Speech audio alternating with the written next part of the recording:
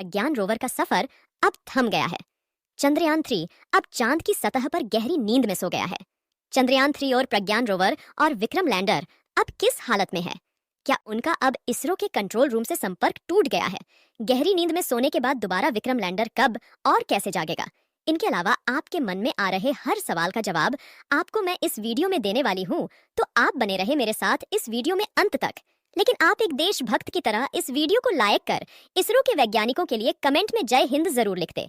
दरअसल दोस्तों, 23 अगस्त को चंद्रयान 3 ने जब चांद की सतह पर लैंड किया था, तब पूरी दुनिया ने चांद के दक्षिणी ध्रुव को पहली बार देखा था। 23 अगस्त को चांद पर सूरज निकला था, तो विक्रम लैंडर और प्रज्ञान रोवर ने 10 दिनों तक जमकर वहां पर चहलकदमी की। लेकिन अब वहां पर शाम हो गई है और बस रात होने वाली है। आपको साधारण भाषा में समझाएं तो चांद पर पृथ्वी के 14 दिनों के बराबर सूरज लगातार निकला रहता है और बाकी के 14 दिनों के बराबर रात होती है। और अब लगातार चांद की सतह पर एक लंबी रात शुरू हो चुकी है। हमारे चंद्रयान के विक्रम लैंडर और प्रज्ञान रोवर बैटरी से चलते हैं और वो बैटरी सूरज की रोशनी से चार्ज होती है। अब आप सोच रहे होंगे कि बैटरी को फुल चार्ज करके रात के समय में रोवर प्रज्ञान काम क्यों नहीं कर सकता है? दरअसल दोस्तों, इसका जवाब यह है कि रात अगर धरती के बराबर लगभग 10 से 12 घंटे की होती, तो अगले दिन जब सूरज की रोशनी होती तो दोबारा उस बैटरी को चार्ज करके काम में लिया जा सकता था। लेकिन चांद की सतह पर तो 14 दिनों के बराबर एक लंबी रात होती है।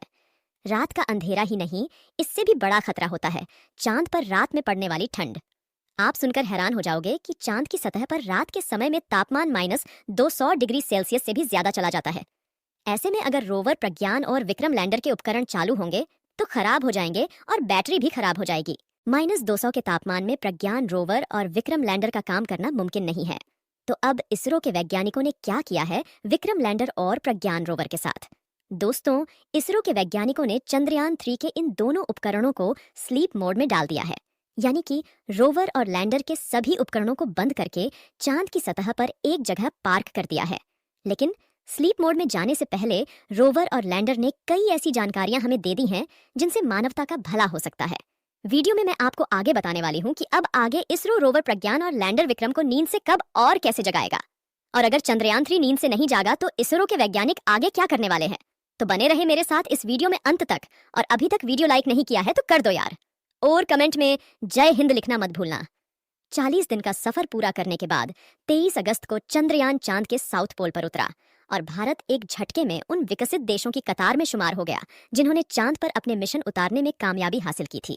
100 मीटर की दूरी पर खड़े हैं लैंडर और रोवर। 10 दिन तक सटीक तरीके से जानकारी जुटाने के बाद प्रज्ञान रोवर ने अपना काम पूरा कर लिया है।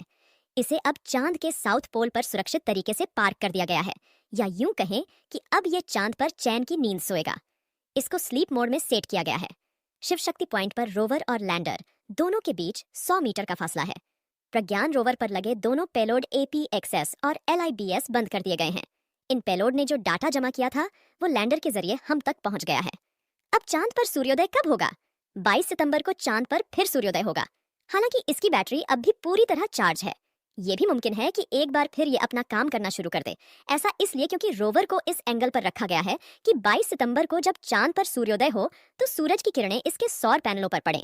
ऐसा हुआ तो ये फिर काम कर सकता है।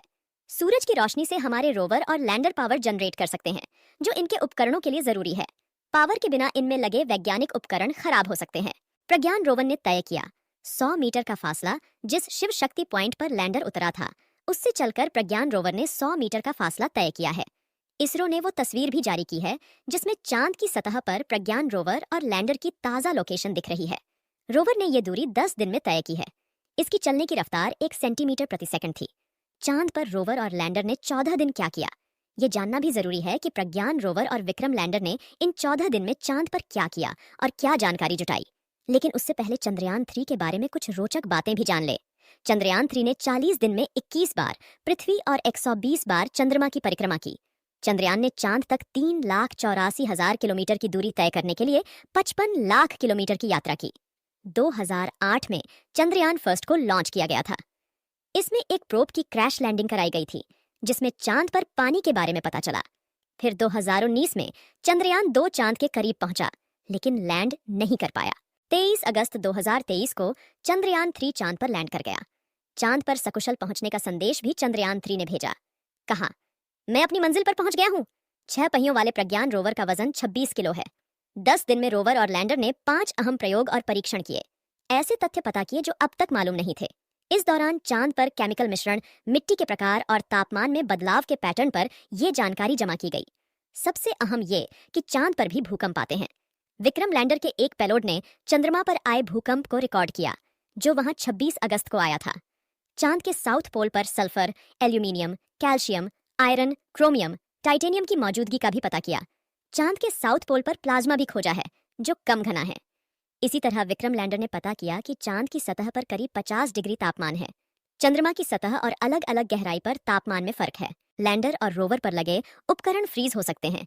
चांद पर फिलहाल रात है, जो धरती के 14 दिन के बराबर होगी। यहाँ पारा -200 डिग्री तक जा सकता है। इससे लैंडर और रोवर पर लगे उपकरण फ्रीज हो सकते हैं। जब चांद पर सूर्योदय होगा तो हो सकता है कि रोवर और लैंडर फिर से जाग जाएं। कैसे सोए हुए रोवर प्रज्ञान और विक्रम लैंडर को जगाएंगे इसरो के वैज्ञानिक। अभी चंद्रयान 3 के लैंडर और रोवर के सभी उपकरण बंद कर दिए गए हैं और इसरो ने भी कुछ समय के लिए उनसे अपना संपर्क हटा लिया है।